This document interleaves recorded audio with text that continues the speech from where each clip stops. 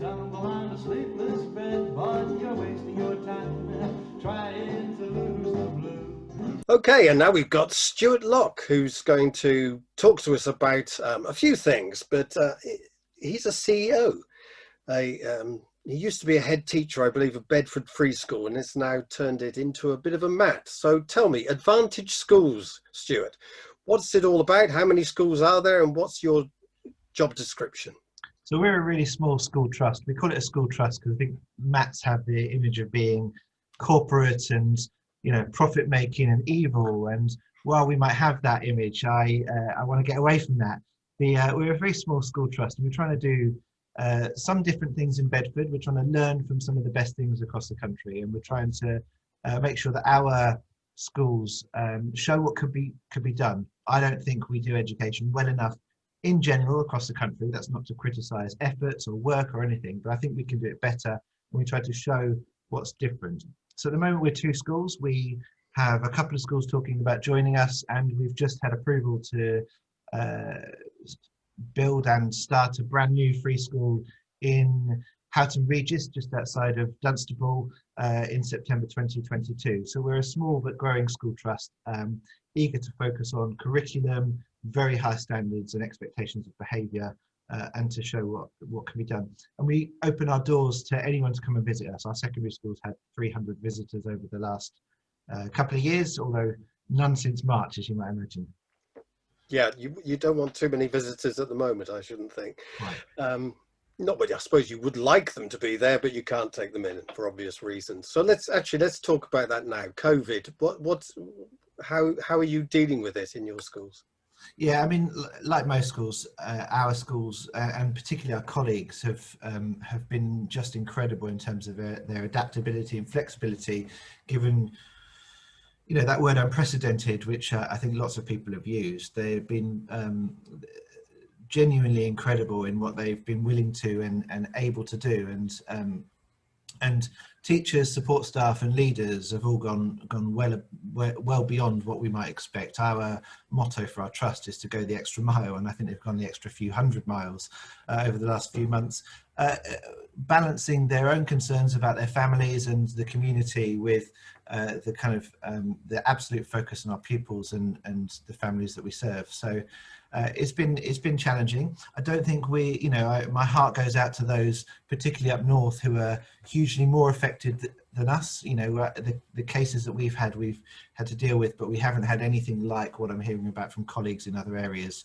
We know that might happen, and we're prepared for it as best we can, but we also are aware there's a lot we don't know, and we don't know that's going to come about, and so it'll be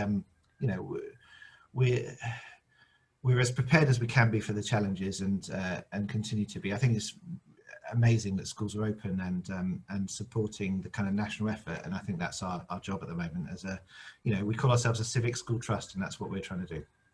And have you got many online facilities, online lessons that you're going to send out there, or are sending out there at the moment? Yeah, so we've been ready for online learning since the start of September, since the full reopening. And in fact, on the Advschools website, there's a really good guide which we share with anybody who wants it, to how we conduct our online learning, like our best, what we think the best approach is for our colleagues in terms of online learning. And it's worth having a look at that if anybody wants to download it. It's on the Advschools website. It's quite easy to Google. But yeah, we've been ready for that for a while, and we're prepared for that.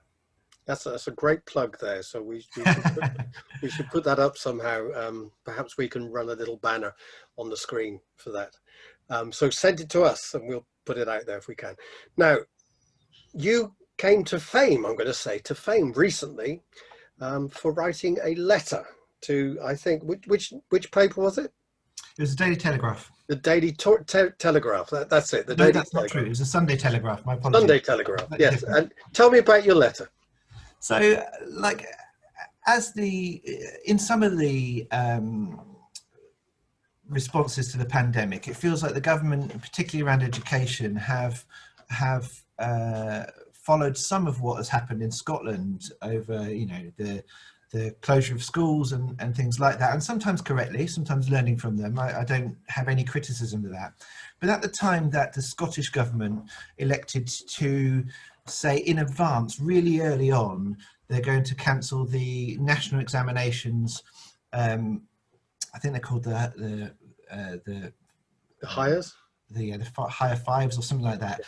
Or like at the time they said that really early on, I had a kind of my immediate reaction, and the reaction of a colleague I was talking to, was after last year and the chaos that happened in the summer with the GCSE and A-level results and the fiasco that we really couldn't manage as a system.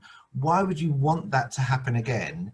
And in fact, it'll be even harder this time, because people know that last time that the teacher assessments, the centre assessed grades, the centre assessments, I should say, not the teacher assessments, were taken as the actual results. So the pressure on schools would be huge.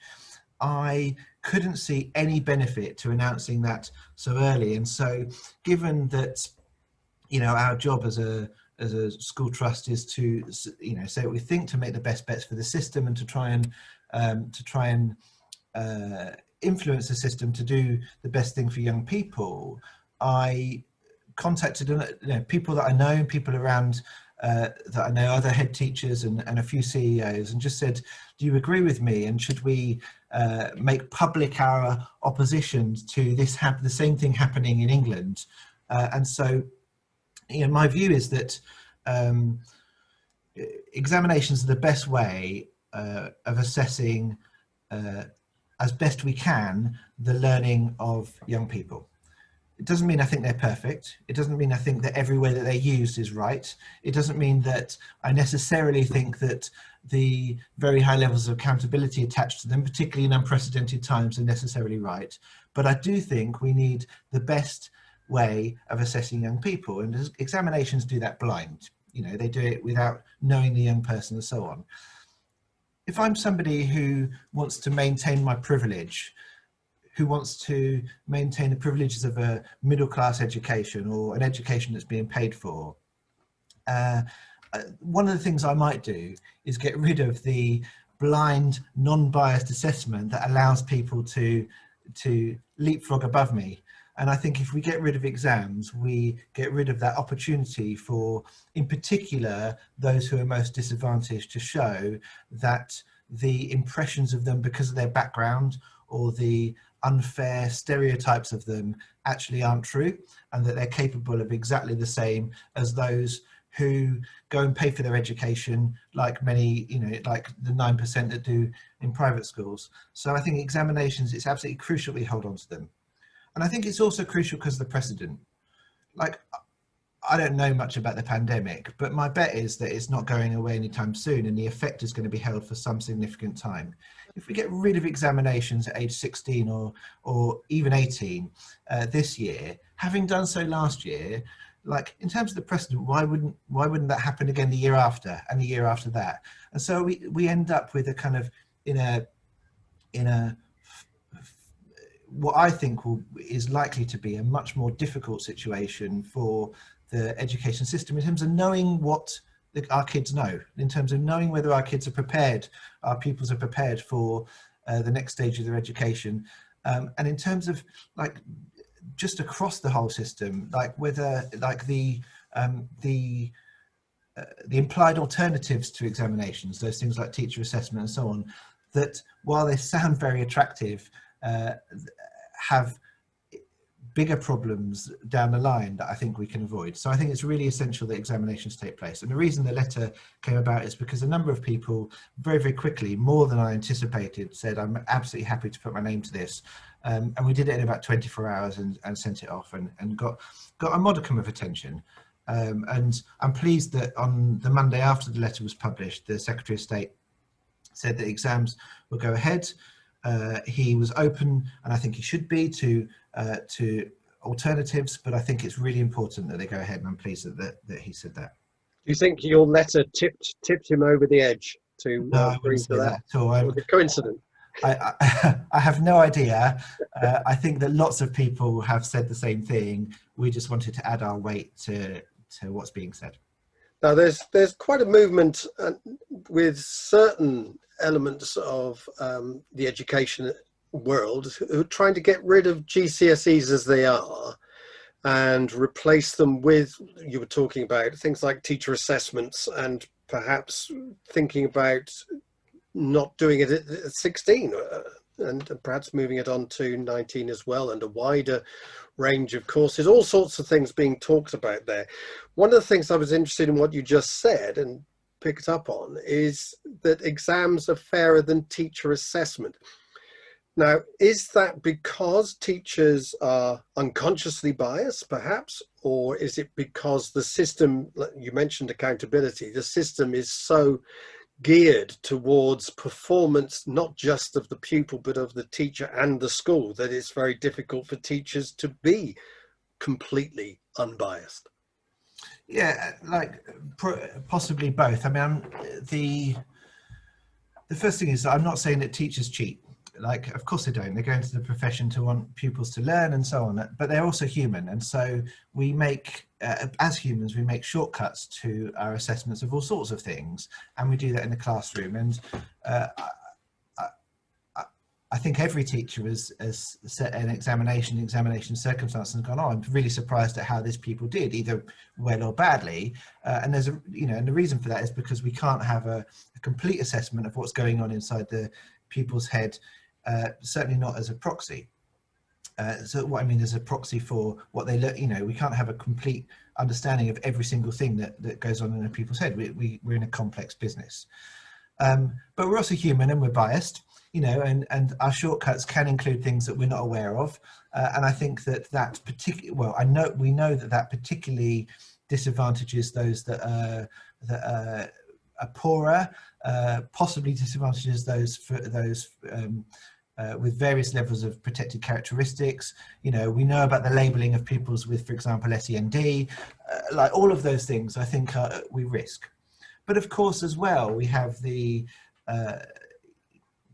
GCSEs are high stakes for schools. We know about league tables. We know that they have an impact on possible inspections. They can affect careers and they can end careers if they're not good enough. And to some extent, if pupils aren't learning in a school, of course we need to be accountable to that, and there needs to be some high level of accountability. But the minute something becomes a high stakes measure, like it becomes a less accurate measure of what the case is. And that's the case actually for examinations as well. That's why we see teaching to the test, or we see a very narrow curriculum, for example, at secondary school, where you end up with GCSE papers or GCSE in year 7, or you end up with the specification for the GCSE becoming the subject rather than teaching the subject itself. I feel like I'm getting into curriculum much more, Martin, but that's the case for examinations itself. It's even more the case if we had teacher assessments, right? Like, so the pressure to get very, very strong results is strong. I guess that those people would say, well, take away that accountability and so on. But I think we should be accountable for people's learning. And I think it's absolutely the best way is an externally moderated assessment. The best way of doing that, frankly, is a test. And so, I'm open to other forms of assessment. I'm open to looking at assessment and making the case for exams. I'm open to, there might be a better way, although I can't think of it, but that we're not going to do that by the summer of 2021. Right. Well, the summer of 2021 is obviously the case in point, the most immediate concern for schools and pupils and parents.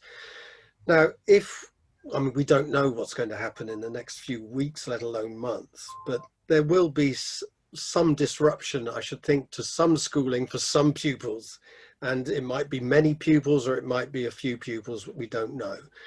But can any exam be fair if the amount of teaching, and I mean face-to-face teaching in classroom as teaching here, and that might be something to talk about anyway, but can it be fair if it's at the same level of exams 2 years ago, for example, or do we need to make changes to the exam system? I know it's been put back 3 weeks, for example, so they're obviously thinking about this, but should other changes perhaps be taken on board to alleviate the problems that are obviously in the pipeline? So there's a couple of questions in what you've said, so please come back to me if I don't answer them completely. You asked if exams are fair. And I think the fairest exam is one that accurately measures what pupils have learned as accurately as we can. Like we call that being valid and reliable, like as a valid measure of what the pupils have learned and what they know and can do and so on. And I think that's the most important function of exams.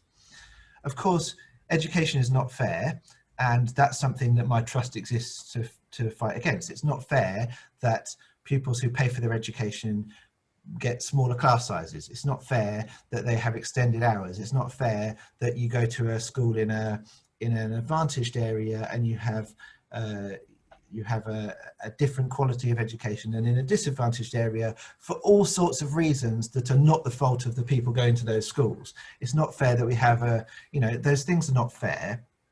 Examinations aren't the route to mitigating that. The route to mitigating that is making schools better. And of course, during the pandemic, some of those things about the provision of education is even more unfair. It's really unfair that in some schools at the moment you have 40 or 50 or 60% of pupils at home self-isolating, learning online, which with the best will in the world and all the incredible things that teachers have done isn't as good as face-to-face. I don't think anybody would claim it is.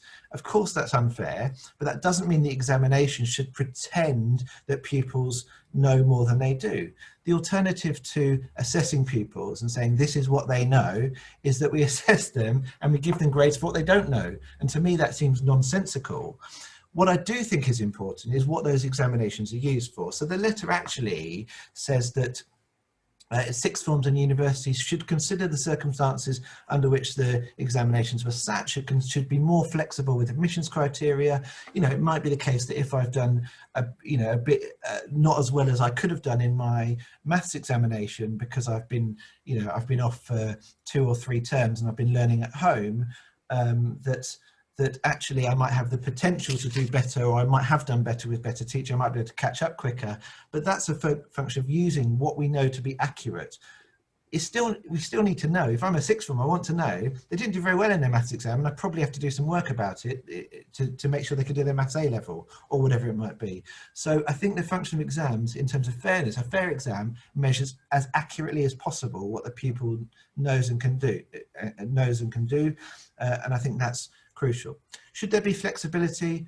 Absolutely there should be flexibility. Like we should be considering everything possible to make the assessment of what pupils know and can do as valid and reliable as possible come the summer of 2021. So I know that actually sitting exams is going to be difficult in loads of schools, and I think there's a kind of feeling of where there's a will there's a way. We need to be planning for that now with socially distancing and all the things that we need to do to mitigate the pandemic. And to stop the spread. Things like the spreading over, putting it back 3 weeks, perhaps that helps in terms of the delivery of the curriculum.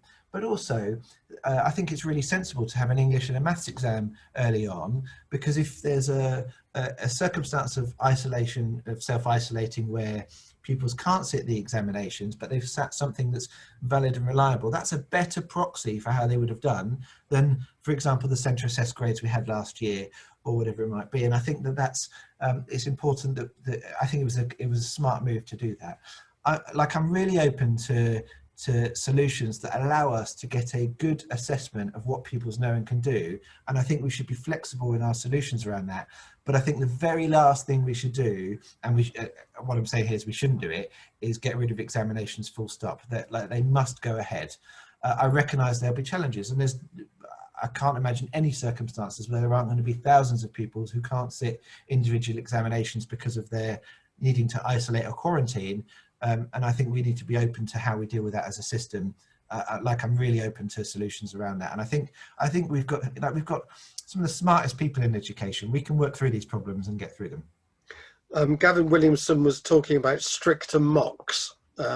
What does that mean to you, if anything? And what are you doing to perhaps put that into practice, or is it the same as ever for you? So we're not doing anything different, but I do worry about the stricter mocks. I worry if that's perhaps the right bet for us to make, because they're set by individual schools. They're not, if I'm a teacher and I know what's on the mock exam, even if I'm not teaching to the test, if I'm trying not to teach the test, I know what questions are coming up, right? Like I know what to emphasize, and even subconsciously, you know that in your the sample of the exam is what you're going to end up teaching to some extent, because you're human, not because you're dishonest. And so like I think most schools do mocks in very, very strict circumstances anyway, but you have a problem because do you assess the whole curriculum, including the things that the pupils haven't learnt yet? Do you assess just the part they've learnt? Do teachers desperately try and teach the rest of the curriculum now in order to maximise the mock exam? Like, I think that compromises the learning of the pupils, and we don't want the assessment to compromise the learning of the pupils. So I think that is a problematic solution. Having said that, imagine tens of thousands or hundreds of thousands of pupils can't sit any GCSE exams at all, then we have to be open to what evidence there is that's valid and reliable, and that includes sitting tests or exams in order to award grades. But I do think that as we talk through the problems of any possible solution, it does come back to, we've got to make sure that exam series goes ahead.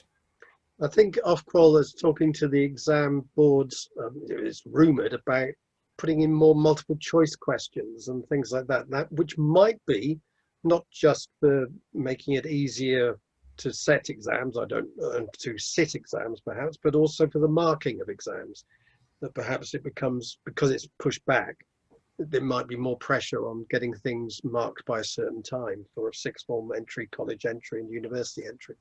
Would you be in favour of more multiple choice questions? I don't know because I don't know the evidence-based Ofqual looking at, but I do actually trust Ofqual to make really I think they will make good decisions or good recommendations on how to get the most valid and most reliable assessments of what pupils know and can do marked as quickly as possible. And so I think they've got the right priorities, and they've got really great people who are supporting them now. So I defer to Ofqual on the best bet there. Hey, well, that's confidence for you. That's good, good to hear. Now, you are a leader, aren't you? And you've written or writing a book or editing a book about leadership. Could you tell me a bit about that, please? Yeah, I'm editing the Research Ed Guide to Leadership. It's really exciting because I've got some, I take no credit, but I've got some brilliant people who are trying to get into the substance of what school leadership is about. The premise of the book is, Tom Bennett, the Research Ed founder, asked me to edit this book, and he threw it to me, and it was, you and I like football, Martin, you won't be opposed to the analogy of the hospital pass, because when I got it, I was like, well, what do I do now? Looking at the research into leadership, it's broad, it's generic. Over the last 30 years, you've got things from Stephen Covey through to, the legacy book on the All Blacks and everything in between, telling us that leaders need to be superheroes with a pithy vision and so on. And more importantly, I think the overwhelming narrative on leadership is that we develop leadership and then we apply it to a domain. We apply it to schools, we apply it to hospitals, we apply it to businesses. I think that school leaders are often told that, in fact, not often, most often told that their role models need to be, people from the very height of business. And I think you have, and I think that's been an approach that's become the orthodoxy in terms of how we train and how we develop our school leaders. There's almost certainly some merit in that, but I feel like we've exhausted that to a very great degree. And I feel like what we don't do, or we skip over, is the extent to which we have expert school leaders in the system who know an incredible amount and who apply their knowledge, like what they do in their schools, to solve what are really complex challenges in schools. How do you get 1,000 pupils learning to the best of their ability with all the things that are going on in their heads? How do you increase the quality of teaching amongst your 60, 70, 80 teaching staff? How do you manage 1,000 pupils' behaviour so that no one has disrupted learning? How do you get kids to do homework? How do you teach early reading and early writing? How do you allow your middle leader in a certain subject to run their subject when you don't have any expertise in their subject? And how do you know they're doing a good job if you don't have any expertise in that subject? Like, how do you manage the emotions and feelings of all the people who are working in your organisation? How do you assess kids in a valid and reliable manner? Like, those questions are really complex and challenging questions. And I think that we often reduce leadership to like pithy vision statements, or we retreat into kind of like the, you know, like, I mean, my one is success is desirable, demanded and achievable. But actually, like, in terms of directing my job as a school leader, in terms of what I do day to day and piece by piece, actually it's dependent on an incredible amount of knowledge that we need to challenge ourselves to. We need to increase our suite of knowledge, the amount of knowledge in our heads that's specific to school leadership. And so the book takes an approach that we might be better off developing school leadership by focusing on the specific things about the domain of school leadership rather than leadership. In fact, the book opens with, this is a book about school leadership. And I think that's an important aspect. It's then, I think it's impossible to list all the problems and challenges that school leaders solve day to day. You could list hundreds and hundreds and hundreds of them. But what I've managed to do is get some experts to talk about some of those challenges in detail, what school leaders need to know. And then, because research into leadership is of patchy quality, I think research generally is of patchy quality, as we'll experience, but of patchy quality, and some of the takes on even good research can be quite poor. You know, you get the like resilient leaders get their staff on board more, and you're like, well, how do you measure resilience and all that sort of stuff? But because it's poor, we said, this is what school leaders need to know, this is what they might do with it, but here's our best bet. Like, we don't know for sure, but we're saying that this is an approach that says that given the research we have, given what we know about expert school leadership, the best bet for leaders is to try and know more about these things and do these things. And so it's an attempt to further the conversation about what great school leadership is. I don't think it'll be the final word. I think people will argue with it, and it's going to open up a debate. And some people who have really, I would describe as being on the generic side, Andy Buck, for example, who I name in the introduction as somebody who I'm taking a different view from, has been really open about, like, this is going to open up the debate further, and we're going to have a really good discussion around it. So, like, I'm looking forward to it coming out. I'm looking forward to the wider debate that I hope that it will generate, and I'm hoping that it will allow us to, rather than as school leaders look at those expert school leaders in the system and copy the proxies of what we see them do, like we see them do incredible things and have their staff with them and drive amazing achievement in their schools, actually to look at the components of that performance, the individual things, and try and unpick the components that they might not even be aware of because of the curse of kind of expertise, like expertise-induced blindness of the stuff they just know and do without thinking about it, and try and develop that in our school leaders. And I'm really hopeful. I'm really hopeful that with the new head teacher standards and the MPQs, that actually it might that this is part of a conversation that might drive much better development of school leadership across the system. It sounds like a superb tome. Could you divulge any of the names? I can. So I've got people. I've got Nicole Dempsey talking about who's the Senko at Dixon's Trinity, one of the best schools I visited in Bradford. She's talking about SEND, and the title of her chapter is "True Inclusion is No Inclusion." I've got Professor Daniel Dennis from the University of Rhode Island talking about the early teaching of writing. I've got Dylan William talking about what leaders need to know about memory and how we get kids to learn. I've got Sarah Barker talking about leading a department. I've got John Hutchinson on teacher development.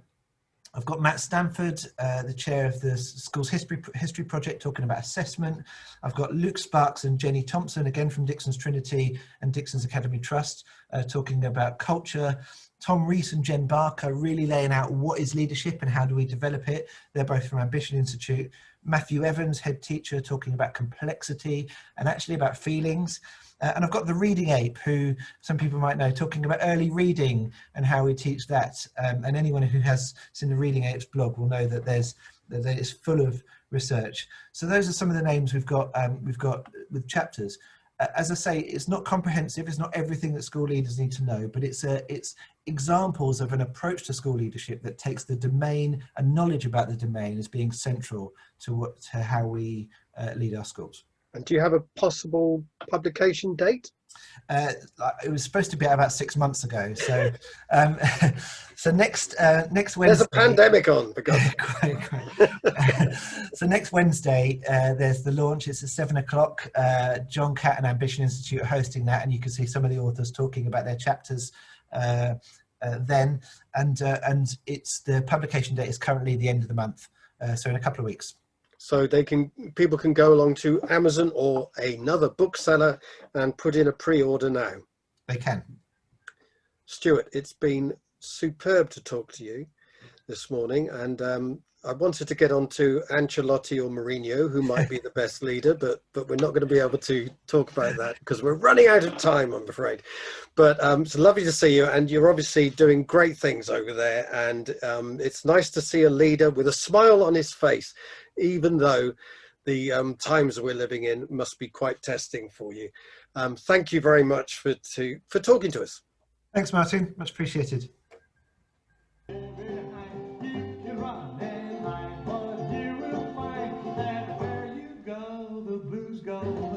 You may think you're